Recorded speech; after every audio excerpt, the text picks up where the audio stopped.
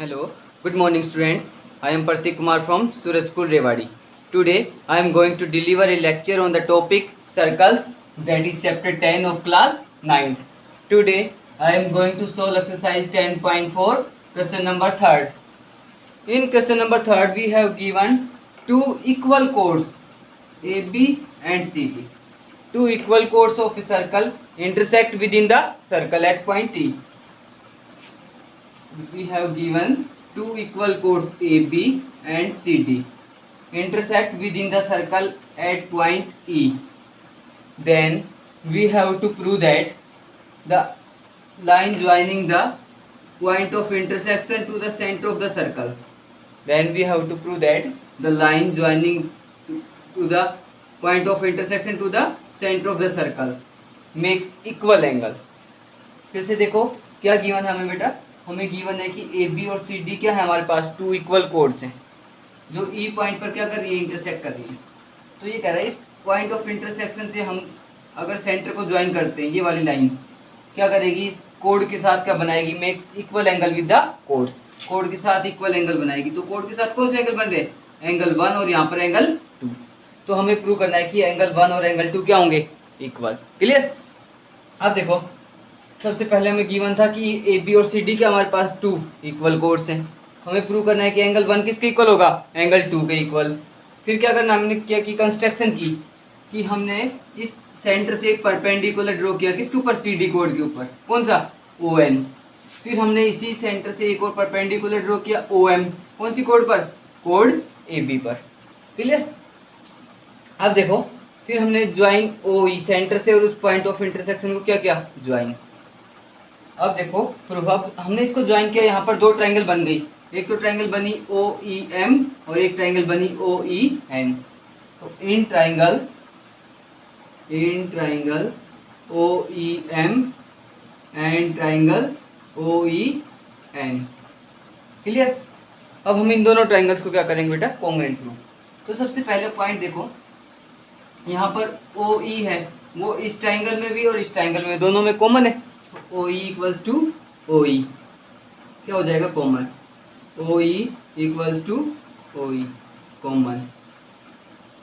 1 point होगा. Second देखो, अब यहाँ पर ये परपेंडिकुलर था तो यहाँ पर ये एंगल 3 ये वाला और यहाँ पर ये एंगल 4 क्या होंगे, 90 डिग्री के. तो angle 3 is equals to angle 4 each 90 degree.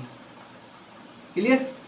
Second point. अब थर्ड पॉइंट देखो, यहाँ पर ओ एम किसके इक्वल होगा बेटा, ओ एन के equal. O M equals to O N. Reason, equal chords are equidistance from the centre. जो equal chords होती हैं वो क्या होती है, सेंटर से इक्वी डिस्टेंस यानी कि इक्वल डिस्टेंस के ऊपर होती हैं. तो क्या लिखोगे, equal chords are equidistance. Equal chords are equidistant from the centre. Centre से क्या होती है बेटा, इक्वी डिस्टेंट होती है. तो 3 पॉइंट हो गए. देयरफॉर हम क्या लिखेंगे, triangle O E M is congruent to triangle O E N by which rule. देखो ये एंगल 90 डिग्री का था, ये हाइपोटेन्यूज, ये एक साइड इक्वल थी. तो by R H S congruency rule, by R H S congruency rule these two triangles are congruent. And we know that if two triangles are congruent, then their corresponding sides or their corresponding angles will also be equal. तो इसका मतलब यहाँ पर ये दोनों triangle congruent हो गई, ये वाली. तो यहाँ पर इस ट्रायंगल में कौन सा एंगल है, 1 और इसमें एंगल 2, दोनों क्या हो जाएंगे, equal by C P C T. तो क्या लिखोगे, therefore angle 1 equals to angle 2 by C P C D. और ये बेटा यही हमें क्या करना था, प्रूफ. लास्ट में क्या लिखोगे, हैंस प्रूफ. क्लियर. आगे सभी कोई क्वेश्चन समझ में, चलो very good. Now question number 4. In question number 4 we have given two concentric circles. देखो बेटा क्वेश्चन नंबर 4 में हमें क्या गिवन है, टू कॉन्सेंट्रिक सर्कल गिवन है. देखो एक ये ब्लैक वाला और एक ये रेड वाला, दो सर्कल हो गए. अब आता है कॉन्सेंट्रिक का मतलब होता क्या होता है. देखो कॉन्सेंट्रिक,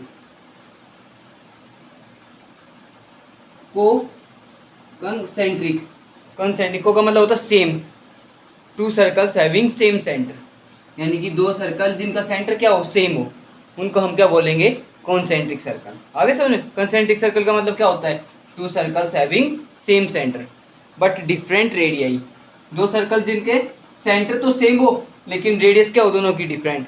देखो इसकी रेडियस छोटी होगी और इसकी रेडियस क्या होगी, बड़ी, है ना। तो इसकी रेडियस छोटे वाले, इस सर्कल की रेडियस क्या है, स्मॉल, इसकी क्या है, लार्जर, लेकिन सेंटर दोनों ही सर्कल का क्या है, सेम, इसलिए हम इन दोनों सर्कल को बोलेंगे बेटा कॉन्सेंट्रिक सर्कल। ठीक है। अब we have given two concentric circle, then we have to prove that A B equals to C D. हमें प्रूव करना है कि ए बी है वो सी डी के इक्वल होगी। तो ये ए डी क्या है, एक कोड है जो इन दोनों सर्कल से क्या हो रही है, पास हो रही है। ठीक है। अब हमने क्या किया, ये ओ सेंटर से एक परपेंडिकुलर ड्रॉ किया, कौन सा, ओपी, किस, कौन सी कोड पर, कोड ए डी पर। तो हमें प्रूव करना है कि ए बी इक्वल होगा किसके, सी डी के। देखो कैसे, first case, when O P is perpendicular, ये किसका साइन बेटा, परपेंडिकुलर का, किसके ऊपर, ए डी। जब ओपी किसके ऊपर परपेंडिकुलर हो, एडी के ऊपर। एडी क्या, इस लार्जर सर्कल की क्या है बेटे, AD code, AD is the code of larger circle. अब हमें ये पता है कि अगर हम सेंटर से कोड के ऊपर कोई परपेंडिकुलर ड्रॉ करते हैं, वो कोड को क्या करता है, bisect. The perpendicular drawn from the centre of a circle to A code bisects the code, code क्या करेगा, बाइसेक्ट। तो when O P is perpendicular to AD then AP will be equals to DP.